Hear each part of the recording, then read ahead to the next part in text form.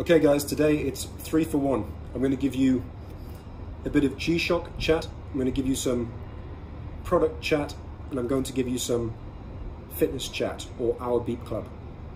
I hope you enjoy. If you like this stuff, please subscribe, because there's a lot more coming. First of all, I want to say thank you to people who responded to my video yesterday about the Multiband 6. It took a long time, a lot of researching, but it's very rewarding, I find, making these videos, when even you just get one or two people just graciously saying thanks for the effort, you know. I do it because I really enjoy it, and it allows my geeky nature to come out. But also it's cool when you just realize that you learn something and other people learn something. So that was number one. Thanks for that. Number two, I was reflecting kind of subconsciously on why I'm so enamored, why I love these G-Shocks so much. And I was thinking less about the functionality side of things and more about the kind of intangible aspects of G-Shock ownership, and why it's kind of, not want to sound too cliche, but it's almost like in your soul that these things suit you. And two things struck me when I thought really deep about it. One is that they had a huge impact on me when I was very young, because I remember reading some of the Andy McNabb books. I think the first Andy McNabb book I read was Bravo to Zero. For those people who don't know, he's a SAS veteran who covered his time in the Iraq War. Fascinating story, and I can't remember, but I'm sure someone will put in the comments whether or not he referenced a G-Shock in Bravo 20, or whether or not he went on to mention G-Shocks in his subsequent books. That I can't recall. I tried to Google it, I couldn't find. I know, oddly enough, he often referred to his baby G, which suggested he was wearing one of the smaller range of G-Shocks. Anyway, so that was one reason why I'm really enamored with G-Shocks, is because I was reading those kind of books when I was a youngster, when I was probably, I don't know, 14, 15 years old, and I was like, I want a piece of that. So I got my first G-Shock around that age. I don't know exactly when it was. I'd guess 13, 14 years old. And annoyingly, I also don't recall what model it was. I've looked back at models that were available around that time, and I just can't place the exact one. I think it was an olive drab color, but I don't recall exactly. And the second reason why I think I love these watches so much, I honestly believe it's because it's not that they're not flashy, it's that they are not desirable to the wrong kind of people, if you know what I mean. You could be walking down the street with a $2,000 G-Shock, one of these titanium squares, and I would be very confident in saying that you're not going to be a target for being mugged or something like this. I have friends in London who know people who've been mugged and robbed in recent months, actually, because they were carrying a Rolex, because they had a Rolex on their wrist. I think they'd been identified on the tube, they'd got off the tube and been followed, and you know, some nasty things happening. What's great about G-Shock is that I very much doubt someone's going to go out of their way to get into an altercation with you for something like this.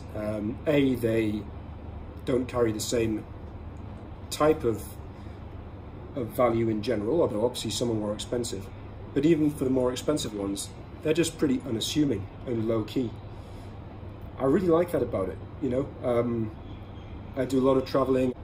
I don't like that feeling of, oh, is it safe to leave my watch here? Should I be concerned? Should I leave the watch in the safe? Things like that. It's kind of eradicated when you have a G-Shock, because it's not like a prime target, like a top-end dress watch. So yeah, more random musings, but I want to speak about a couple of products as well. Now, first one is what I'm wearing. For those of you who don't know, this icon here is from the 511 brand. And these shirts are utterly fantastic. So, you know, I'm an outdoorsy kind of guy. I like my camping, I like my off-roading. And when you wear clothes, particularly if you're in a hot environment, you don't want to be wearing too many layers, but you want a ton of places to keep things safe and keep things away and not rattling about. This shirt may look pretty unassuming. It's a classic 511 tactical shirt. However, when you look a bit closer, it has a whole bunch of other functions which you would just never assume, kind of linking to the whole GShock thing. It's that kind of grey man, something that has more going on behind the scenes than you realise. You might notice up here there's a little insert for a pen to go down. Really handy if you're driving, you're off-roading and you need to make notes of things. To have a pen just pointing out here, you whip it out. Really, really handy. Velcro pockets at the front here. Really safe, secure. If you're bending over, you're not going to lose things. I know my father-in-law once was wearing some combat trousers with pockets on the cargo area, and they didn't have any kind of attachment here, and he lost his passport, and he was furious. And what he did was he actually sewed his own Velcro into the flap here on the leg, and you know, ingenious. He, you know, very simply solved that problem. But I bet he wish he had done it before he lost his passport, or I bet he wish he had a pair of 511 pants, which probably have the Velcro on. In fact, I know they have the Velcro or zip on the cargo pocket. And talking about safety and looking after things, you also have these pockets here, which are really, really well hidden. And there's various means for these. They're massive. They go right into here. Now, I'm not a military or tactical person or anything like that. I just like functional things. And this is just so good for traveling. That fits your passport perfectly. You know, in the airport, I don't know about you, but I sometimes get stressed checking the passport over and over again, making sure I've got it in a bag. When it's in here, there's literally, it can't go anywhere. No one could take it, you couldn't forget it. It's absolutely locked in there with 2 bits of very strong, resilient Velcro. And yeah, you'd be pretty well pressed to lose your passport if you kept it in that pocket. I invariably travel with these shirts at airports at all times now. They're just too handy. You can get virtually everything in there. You pretty much don't even have to have a bag on your person. Now, if you like the shirt and you're a fan of GShocks, you might also be aware of this, but if you're not, you should be aware of this. Another great little invention is this Victorinox SwissCard Classic. Now, it's the size of a credit card. Obviously, it's a little bit thicker. I'd say that's in the region of 2 to 3 millimeters thick. But it's tiny. You've also obviously seen it's been sat in that pocket the whole time. Couldn't even feel it. It's actually down here. And the things on this, just have it with you in a hotel. It will answer most of your problems that you're likely to have regarding, you know, just little fiddly things that you might think, oh, damn, I forgot so-and-so. If you always have this on you, you're likely to not get caught out. I'll run through what's in here. You've got a very simple pair of scissors. They're sprung, and they just basically are, from what I can tell, exactly the same as a normal Victorinox penknife pair of scissors, but they slide out completely. You have a nice little blade there, which kind of again recreates one of the lighter, what's it called? Is it the Cadet or the Tinker? One of the smaller Victorinox pocket knives. You have a pen, obviously not highly comfortable to use, but you'd only use something like this if you were absolutely stuck. And let's face it, everyone gets in that situation where they find themselves without a pen from time to time, and that solves it instantly. Toothpick. Honestly, I find toothpicks so useful simply because I hate getting stuff stuck in my teeth. And when you can't get it out and you don't have a good toothpick, it's highly frustrating. So that is handy. You also have a pair of tweezers. Yep, always useful. I think no one would argue with the fact that having a splinter or something, pulling debris out of a cut or a wound, always good to have some of these. You can sterilize them and you'll be very thankful that you had it. Then you have a nail file with a small flat screwdriver as well. It looks about 1.5 mil. One more thing you have is a ruler gauge across both sides. So this side is centimeters, this side is inches, and I think I have covered everything. It doesn't have a light. Some of these, you know what? I have missed something. The pin. You never know when a pin might come in handy.